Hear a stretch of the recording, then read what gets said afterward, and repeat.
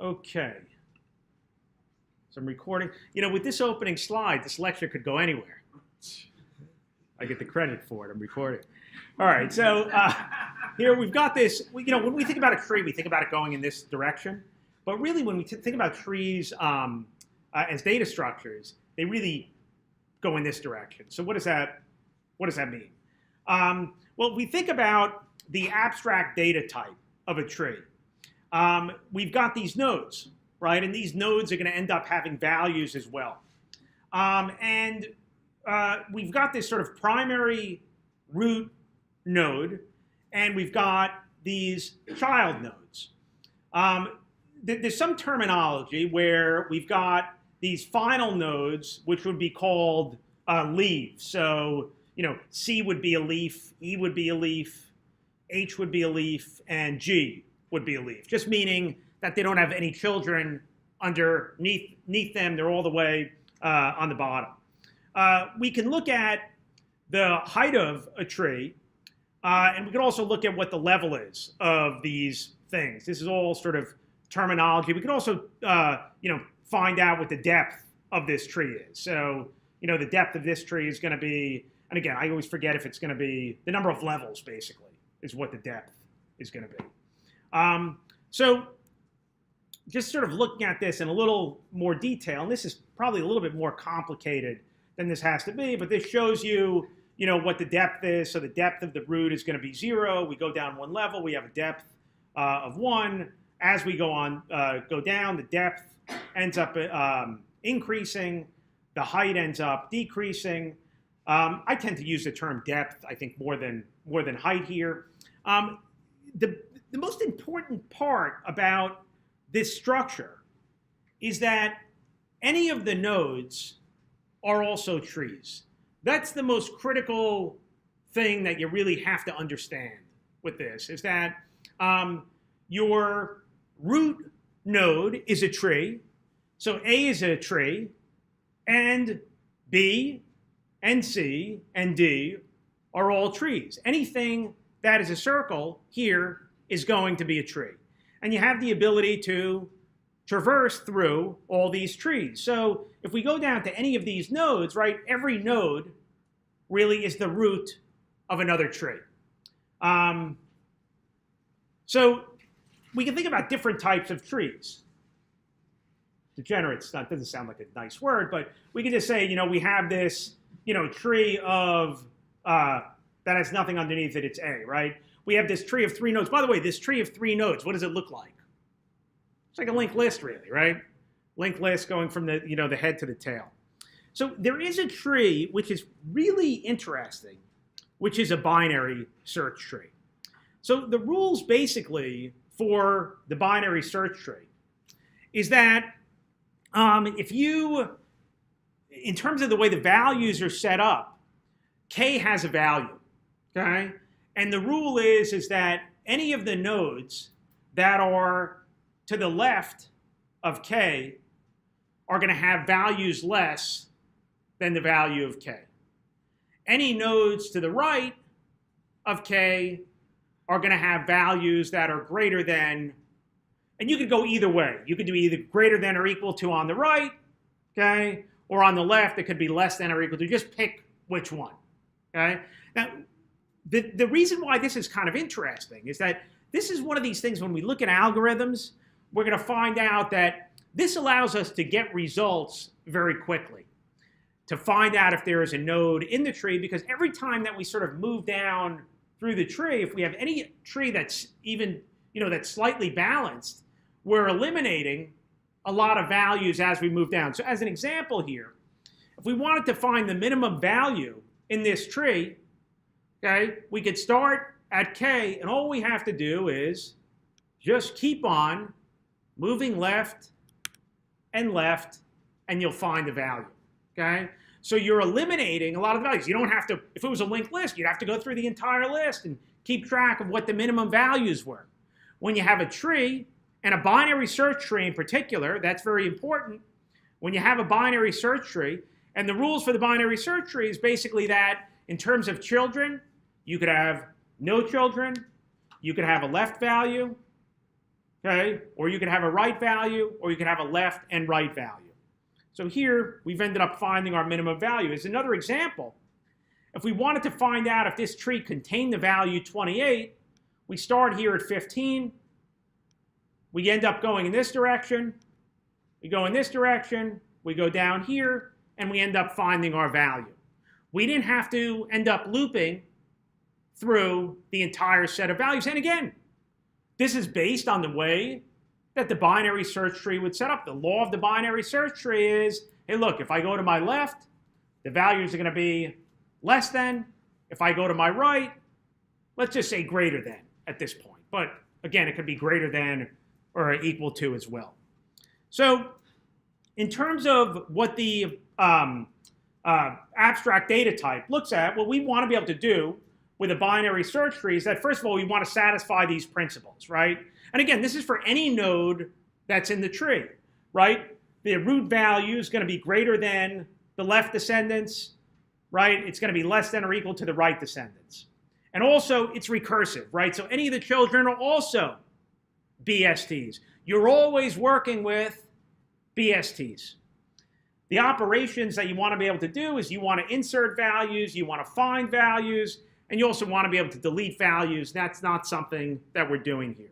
So how could we end up implementing this? Well, if you think about the structure here, what this is basically saying is that, look, if you really wanted to, you could implement this in an array, right? Because if you think about it, you have your root node.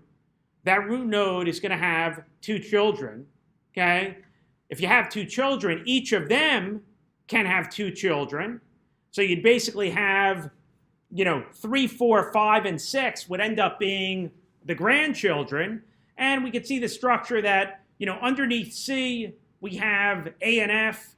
Underneath L, we don't have a left value. That's why you see the null there at 5. And you see R there as the right value. So we can actually do this. And there is some exercise where at some point later on, we might end up setting up the structure like this, but it really is not going to be a fun exercise to work with. So instead, we're going to do a linked tree data structure where we have, and this satisfies our principle, where basically each of these is going to be a binary search tree. The root node has a value of 5. It has a left value, which points to another binary search tree. That binary search tree has a value of 3, and it doesn't have a left or right value. And we can see what's going on the right. We can see it satisfies it because in terms of the order, 3 is less than 5, 9 is greater than 5. Next thing we're going to look at, and this is kind of a fun exercise, is looking at, isn't it cute? All right. We're going to look at tree traversal. So what do we want to do with tree traversal? And there's a number of different ways that we could end up traversing through a tree, and there are some reasons why we would end up traversing in these different ways. So there's basically a way to traverse level by level. There's actually something called a pre-order. There's something called an in-order, and there's something called a post-order. And in this workshop, you're going to be implementing all three. So how would this end up working? Well, with a breadth first, we could end up doing something, the way that we would expect to traverse is that first we're going to end up traversing over A1, then B1, B2, B3. We're going level by level. That's what breadth first traversal means. By the way, out of all the traversal methods, this is actually the trickiest one of the traversing methods. Either you'll get it or you won't, but once you see it, you'll know how to do it if someone asks you how to do it again. These other ones are a little bit easier to do. So first we'll talk about depth first. So depth first basically says, hey, look, and again, all of these are trees. It says, hey, look, when you're processing, process the left first, then the root, and then the right. So we would end up starting over here. We've got a left. This one also has a left. We'd start at 2. We would end up going up to 5. Then we would get 7. We would have 9, go down to 21, left, up, to the node itself, and then to the right. So if you end up looking at this, we could see that one of the things that this ends up giving us what? We get the nodes back in order, right?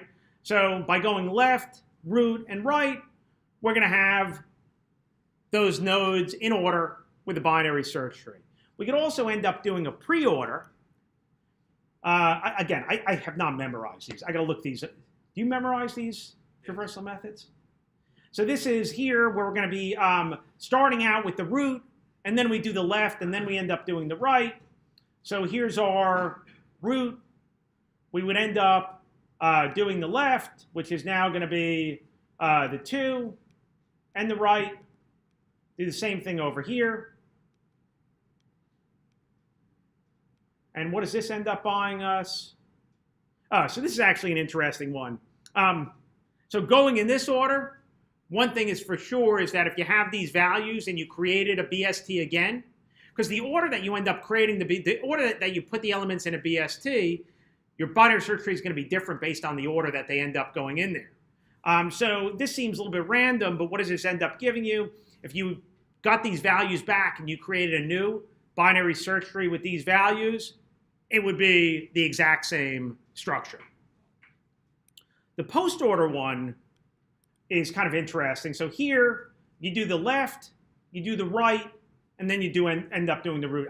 The way that I think about this one is, you know, if you basically wanted to kill a bunch of folders, right, you would basically kill all the child folders before you ended up killing the parents. It sounds awful. It's a terrible, that's my analogy, and it bothers me every time I say it. But here, we could process the left ones, so we're going to get all the children, then we deal with the parents, right? Child, we can deal with the parent.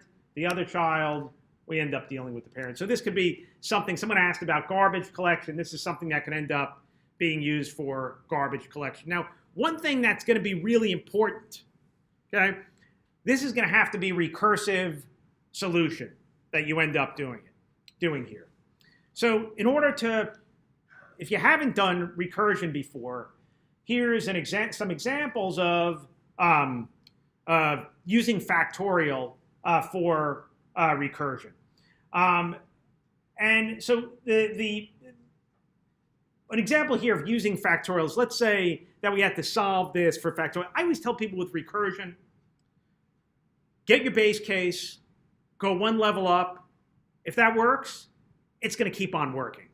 Instead of actually thinking, hey, look, you know, this gets called here, it comes out, it gets called here, and having, you know, thinking about how the stack ends up, you know, going down.